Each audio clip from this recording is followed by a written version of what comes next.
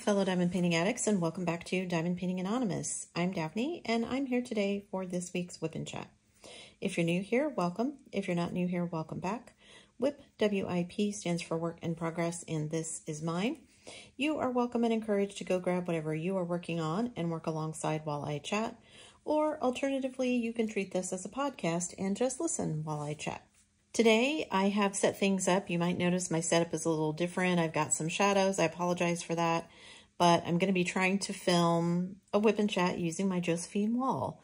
So I've got 2 rows left, and I'm almost finished. So since I'm almost done, I thought this would be a good opportunity for me to show you guys how I work on a Josephine wall while also doing my WIP and Chat. So I'm going to set things up a bit. If the acoustics and everything aren't great, I'll fix as much as I can post-production, but just kind of go with it. This is how I'm having to set it up so that I can work on the Josephine wall while we do this WIP and Chat.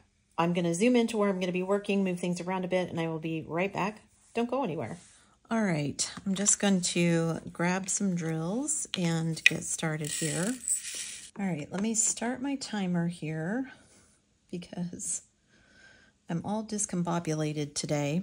I'm not filming in my regular setup, and so I just am a little off kilter today, I guess. So what you'll notice while I'm working on this is that sometimes I pour the drills out, sometimes I don't. Sometimes I feel like I need enough of them that I can pour them all out. Sometimes I just go spear fishing, like I said, and do one at a time. Let's get on with the WIP and Chat. You guys know I'm working on the Josephine wall, so what's going on in my regular life? Well, it's been kind of a whirlwind. Many of you know that last Sunday, we had a very big storm come through, and basically it wiped our entire town out of power. My son and I was actually talking on the phone to my husband around 7 or 8 o'clock that night, and our tornado sirens went off. So my son and I hurried to gather up everything important and take it downstairs to the basement with us. I was still on the phone with my husband through the whole thing. We were talking. They had said that there was a possible tornado and hail coming our direction. We didn't get any rain. We didn't get any hail, just lots and lots of wind. My son and I stayed in the basement for about an hour, and then we came upstairs and kind of started looking around. We didn't go outside. It was already dark, but we could tell just by looking out the front door that we'd lost a bunch of limbs off of our trees, so we knew we were going to have some cleanup the next morning. And our power had gone out shortly after we had gone to the basement, and I naively thought, well, you know, trees are down in our yard. There's probably a pole down somewhere. We'll get power back pretty shortly. And we got something back from a text from the utility saying that they expected power to be on by like 9:30 that night. Well, it was 9:30. I talked to my husband again. No, we didn't have power. My daughter was without power as well over in the city where she lives. My sister's power had gone out in the city where she lives. My sister's power came back on by 9:30, like they had said. My daughter and I, not so lucky. I stayed up until around midnight and then got up the next morning, and we still had no power. So I thought, okay, I've got to get some things done. Let's go out and see what's going on, see how long do we think we're going to be out of power. So my son and I went out Monday morning, and it was just surreal. Our neighbors directly across the street had a huge limb off of one of their trees fall across their driveway, so they couldn't get into their garage. Everybody had limbs down. Anywhere there was a tree, it looked like there was a limb missing from it. So I just kind of thought, okay, we'll give it a couple more hours. Again, thinking, you know, a tree's down somewhere, we'll get power back relatively shortly. Still didn't come back on, still didn't come back on. In the meantime, I've talked to my husband, who has told me that they're going to go storming. Another town close to us had a bunch of people out of power and a bunch of poles down, so they were leaving their regular job and going to go help out with a bunch of the storm work. So he's doing that. The youngest and I spent basically most of Monday hauling limbs to the edge of the yard because the city had said they would come pick them up. And they've done one pass down our street already. They're going to have to make a second. Yeah. I think about halfway through Monday, I realized we're going to have to do something or we're going to lose all of the food in our fridge and our freezer. Truth be told, most of the stuff in our fridge was going to be toast anyway. According to the FDA or the USDA or somebody, food in your fridge without power is only good for about 4 hours if you don't open it. After that, you really should toss everything. The only things that are safe to keep are non-perishables and things that are like vinegar-based dressings and pickles, things like that. Condiments, eggs, cheese, dairy, all gotta go. Your freezer can stay good anywhere from 24 to 48 hours depending on how empty or full it is. The emptier it is, the less time it will last. The fuller it is, the longer it will last. I knew we could run the refrigerator off of a generator. We had done that previously in another storm. So we go and get our little generator out of the garage and then realize we have no gas for it. My husband had just put the last of our gas in our lawnmower and we had no way to siphon it out. So I ended up calling my sister, who was lucky enough to have power, and she offered to bring me the gas that they had in their gas can because everyone in our little town was without power. So there was no, even though we have 2 different places to get gas, neither of them were working because they didn't have electricity to run the pumps.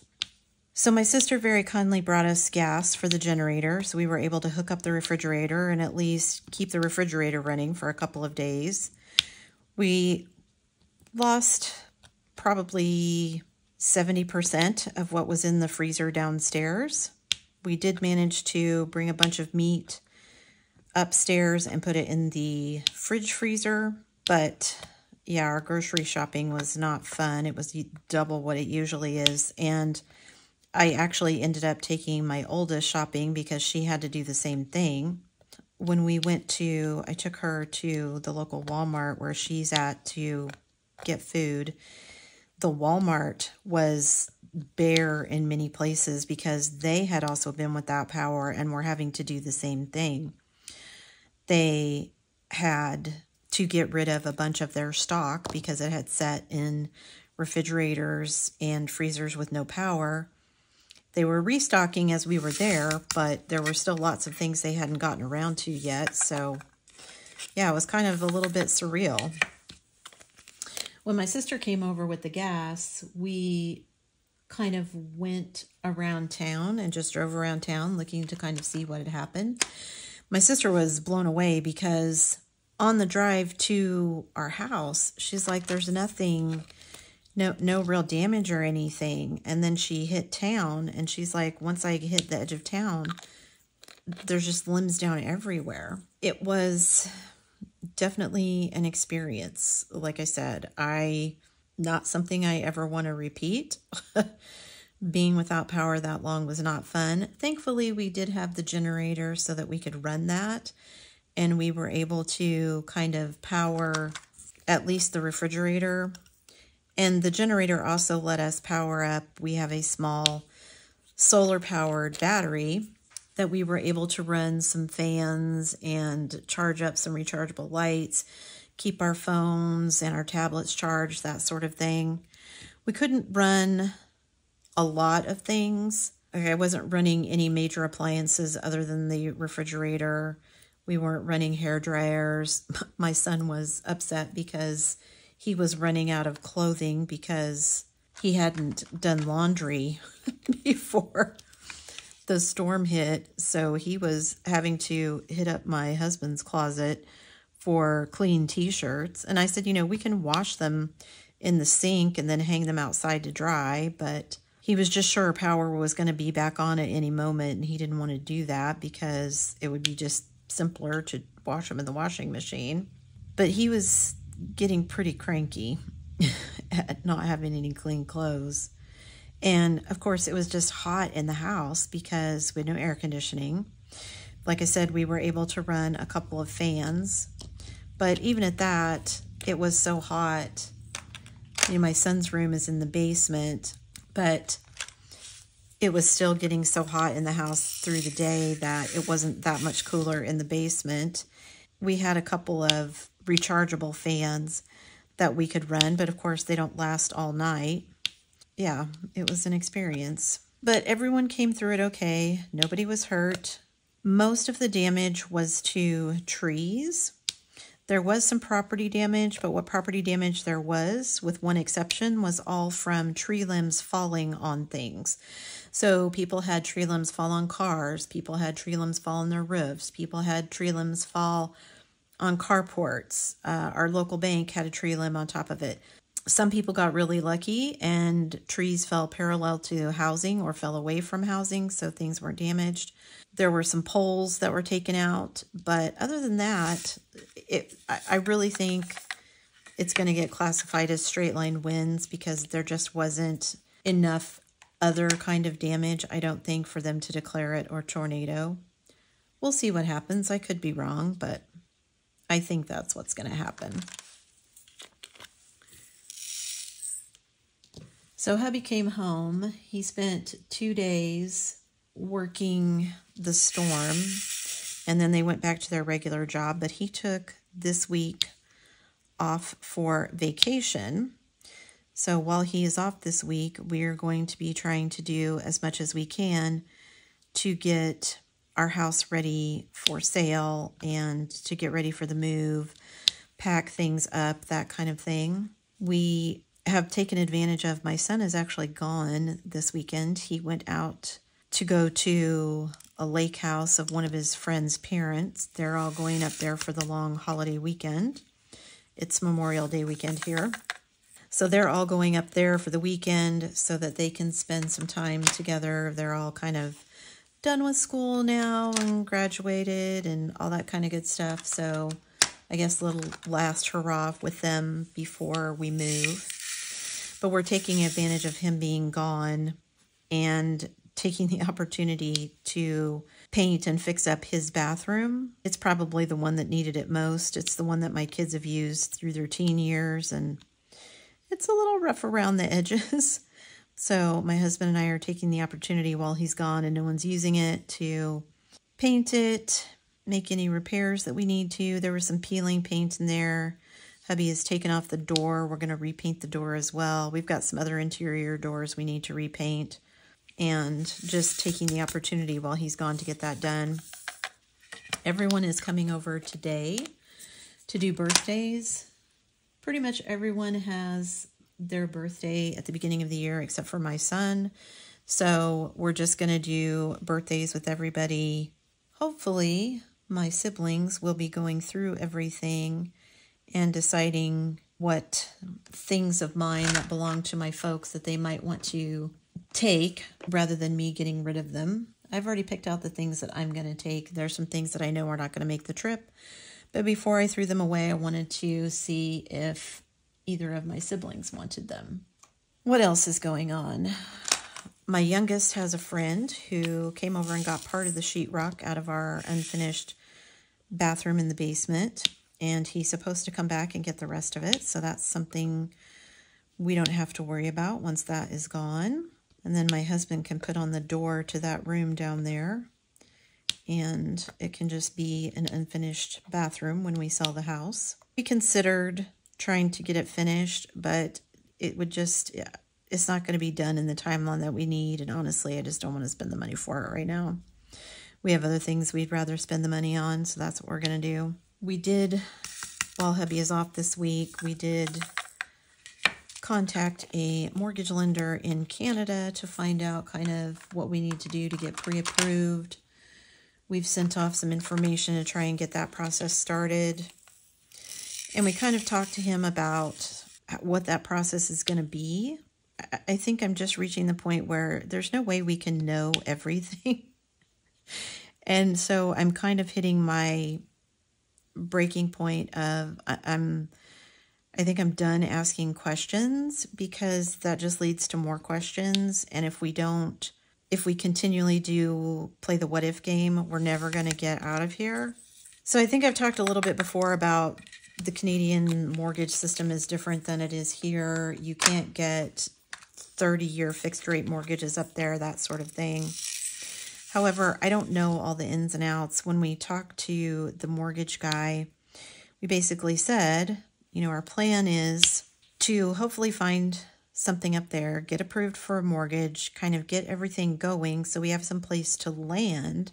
And then when we're ready to move, sell this house and then use a large chunk of, if not all, of what we make off the sale of this house to put towards the house in Canada, all with the goal of having, of course, the smallest mortgage payment possible. And he said, well, we can look at that, but we'll have to write in some special provision to allow you to do that. I mean, I understand the bank wants to loan you money. That's how they make money. But if I want to pay it off early, I feel like it's kind of bunk that we have to make sure there's a special provision that we're not going to get dinged for trying to pay it off early. It feels like there's never enough. I mean, you're already making money off of me for closing costs and everything else.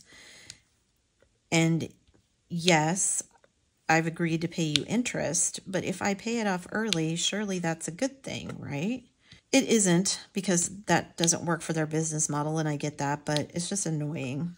Anyway, we still don't know exactly what we want to do. We talked to my husband's financial advisor. He can't really, well, he could cash it out, but we'd take a huge tax hit, and we don't want to do that. So I have a feeling he's actually going to just roll it over into something else, and rather than cashing the entire thing out, we're just going to move it into basically another IRA account that he'll take monthly withdrawals from, so we can spread that tax burden out over time. Maybe somewhere down the road it'll make sense to take it out in one lump sum, but it doesn't now. And I contacted my company, the one that has the 2 accounts that passed me when my dad passed away, to see about taking out those 2 accounts to see if we could have some cash on hand.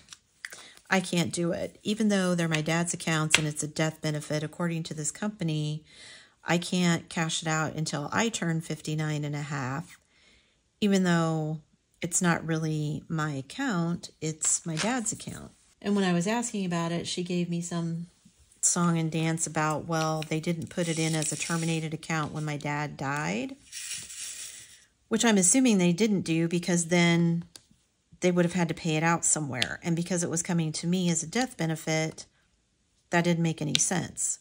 However, that means that we can't, some of our backup plans don't work either because we don't have access to that money either. Yeah, we're not absolutely sure what we're doing. I think at this point, we don't know what to do. We have a couple of options. We could just sell our house, put the cash in the bank, move up there, and then figure it out once we get up there.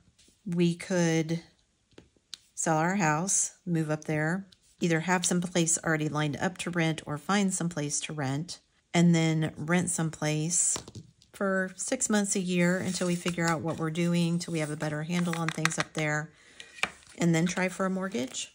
I don't want to do that, though, and I have 3 reasons why.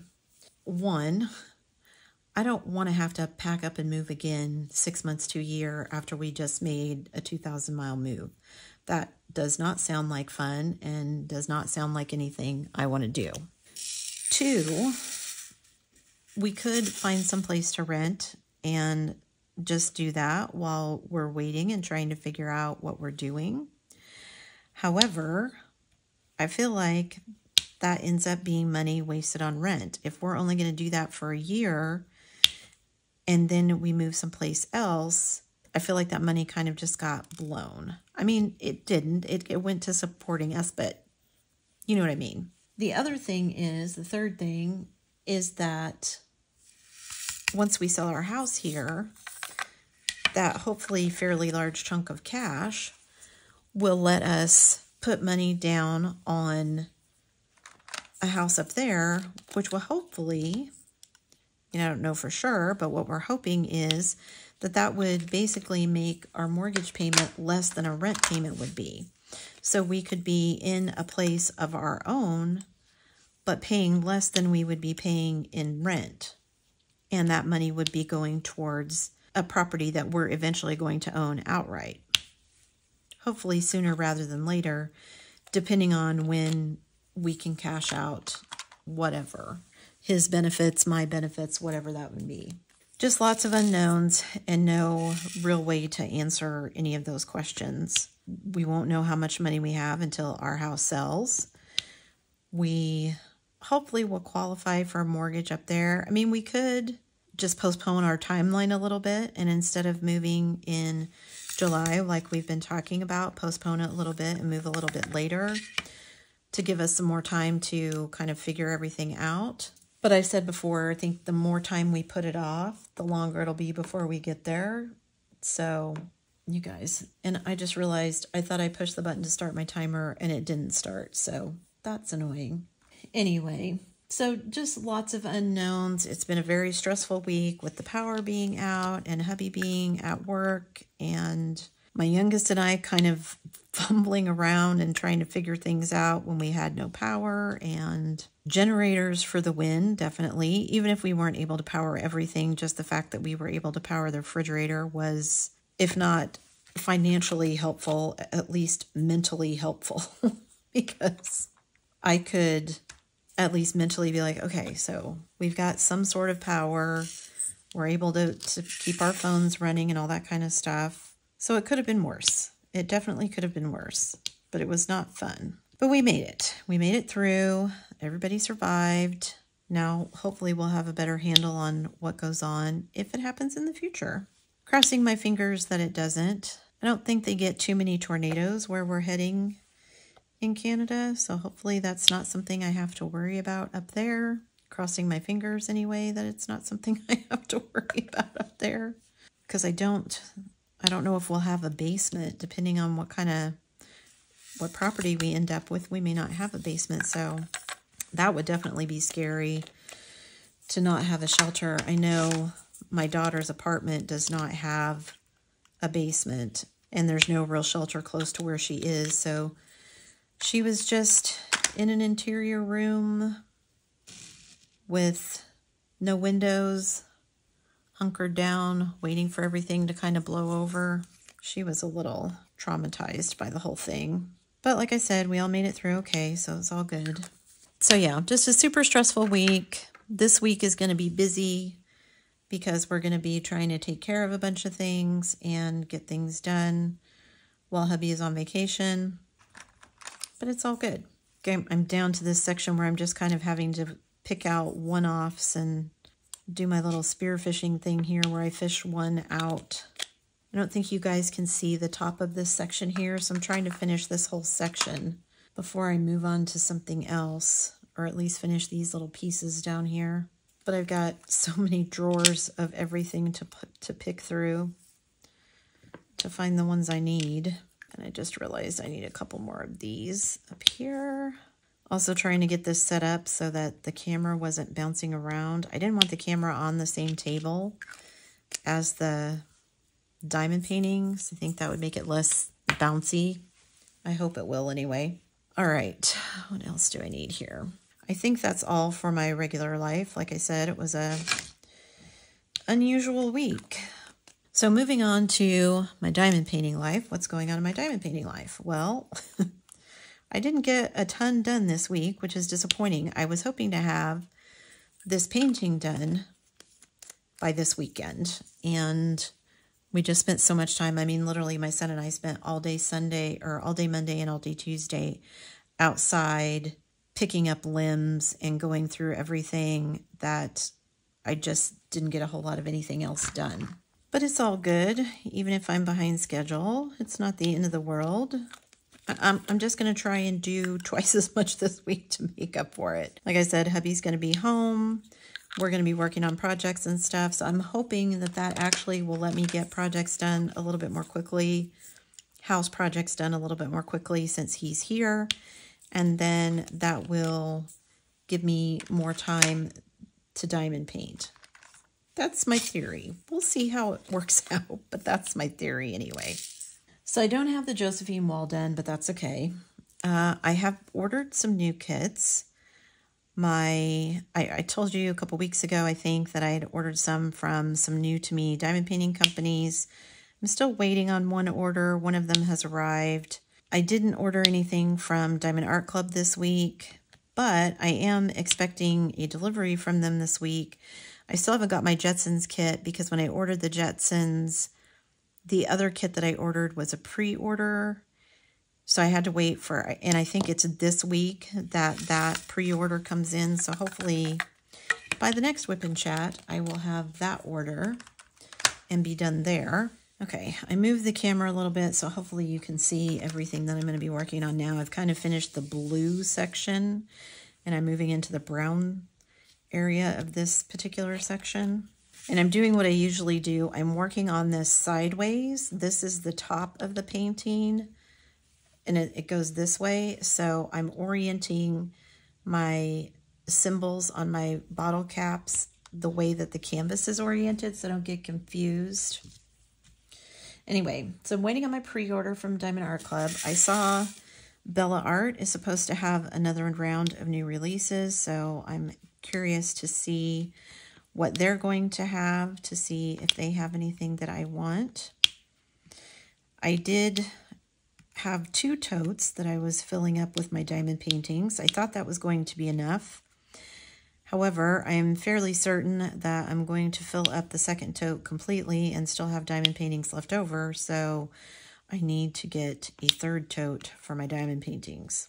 Like I said, it is going to be a busy week with hubby home. I was trying to get a bunch of stuff done around the house, so I may not get as much diamond painting done as I think I will, but I'm going to try.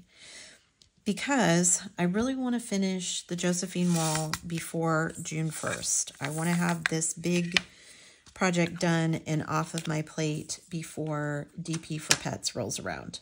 I'm really excited for DP for Pets. I actually think if I can finish the Josephine wall and I can get most of what I have on my to-do list with hubby done this week for the house, that I'll actually be more relaxed once the event starts than I am right now. We'll see if that holds true or not. My next Whip and Chat may be full of angst and hysteria because I'm so behind, but hopefully not. I actually feel like I have quite a bit done for DP for Pets. I've got all the prize packages put together. I don't have the weekly prizes put together, but those won't take any time at all. If you haven't signed up for DP for Pets yet, I will stick a link in the description box down below for the entry form. The entry form is open, so you can fill it out anytime. The exit form will not open until June 15th. And remember, there's no start pick required, but you do need a finish pick. You do have to finish whatever you're working on and provide a finish pick in order to be eligible for the final prize drawing. So make sure that you are working on a kit that you can finish in the month of June. Some people can do fairly large projects in a month and get them finished. Some people work much slower, so just know your own pace and try not to be overly ambitious with what you think you can finish. I am going to do what I usually do for the event at the end of it, and that is I will have a kind of finish montage video of everybody's finished projects from the pictures that you guys provide, and then I will announce the winners in that final montage video of the final prizes. The weekly prizes I will announce during my weekly Whip and Chats, so if you haven't already subscribed, hit that button so you don't miss any of those. The entry form is what I will use for the weekly drawings, so be sure you fill those out. And then I will go through and double check to make sure you need to have filled out both the entry and exit forms and provided your finish pick to be eligible for the final prize drawing. You can win a weekly drawing and still be eligible for the final prize drawing, but once you've won a weekly drawing, then you're no longer eligible for future weekly drawings. I hope that makes sense to everybody.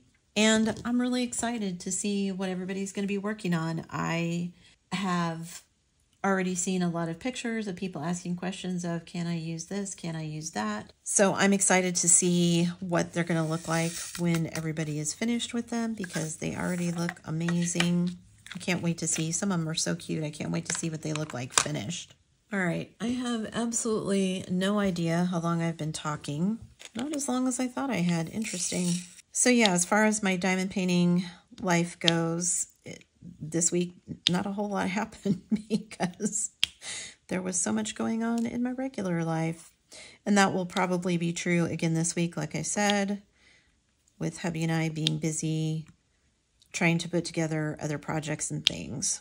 So a huge thank you to everybody who checked on me and sent good thoughts my way when we were out of power. We were not the only ones hit by any means. There were people in Texas, people in Oklahoma, people in Iowa who were impacted by the same set of storms. We definitely could have gotten worse, so I'm very thankful that we got off as lightly as we did, even if it didn't feel like it at the time. And I told my husband I'm I think better emotionally prepared now if something like that happens again, but it just being my son here with me was not that great. I really definitely would have been less stressed if my husband had been here, but at least my son was here. I think I would have, well, I told my husband, if it had just been me and I had been the only person home, I think I would have just that very first night been like, you know what? I have no idea when the power is coming back on. This is a mess. I'm just going to go to a hotel. I'll come back and deal with it later. You know, my poor husband, when he came back home after his last day of work, you know, we had talked about the fact that he was going to be on vacation this week, but there were several big limbs down in our yard that we didn't have a chainsaw. And even if we did have one, I told my husband, my son and I had never run a chainsaw before. I wasn't really comfortable with us newbies at running a chainsaw, trying to chop down trees and things to get rid of the branches that we needed to. So hubby ended up doing all of that when he came home.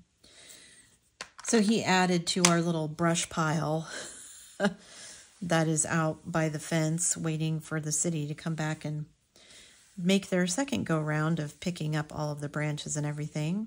But like I said, nobody was hurt. We didn't really have any property damage. We lost some tree limbs, but we didn't lose any trees themselves. There were people who had entire trees just topple over. So I really think we came out of it pretty lucky. Oh, and you know, I was without power. I managed to use my phone data and my laptop to upload a quick video to let you guys know what was going on. Monday, when our power came back on, I think it was late Wednesday night or early Thursday morning, one of those two. When it came back on, I was able to go right back to what I had been. Our internet line, we got a new internet service not too long ago so that we could have gigabit service. And that line is buried. So basically, once our power came back on, we had internet. Unfortunately, there are people around town who are not so lucky, and they are still out and probably will be next week as well. Not only still fixing some people whose power is out, which at this point is just people who, like, they're the only person on that particular pole. So once that gets fixed, they're the only ones who will be back on power. Glad we're not in that situation. My parents had a house like that where they were basically at the end of a long road and they were the only people. So it was not a big hurry to get their particular line fixed because it only fixed one person.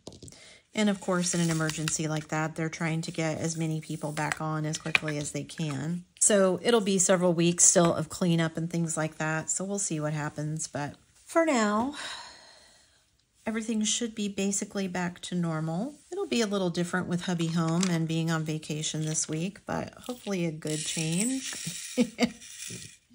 And we won't get sick of each other and start snarking at each other while we try to pack up 14 years of stuff so that we can get our house on the market.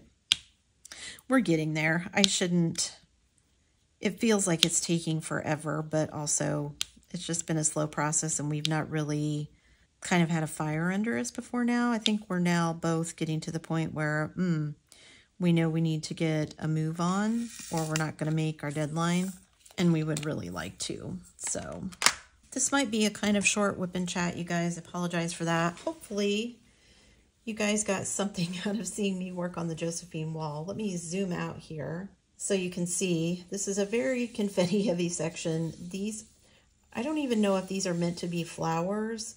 From the painting, it just looks like this is just kind of like a modeled background. I'm still working on the girl that is the main figure. There's some stairs over here that you can't quite see, her going up the stairs, but I'm getting closer. I'm about to her shoulders. So like I said, I've just got the 2 rows left and then I'll be done. So I'm hopeful that I will finish this before the end of this week and the end of May. I've got 6 days left, 5 days left, 5 days left before the end of May, and hopefully I will get it finished. All right, guys, I know this was kind of a ramble, but thanks for sticking around till the end. Again, thank you so much to everybody who checked on me during the storm and the subsequent power outage. I really appreciate everyone taking time to kind of check on us and see how we were doing. We survived. That's it for me today, guys.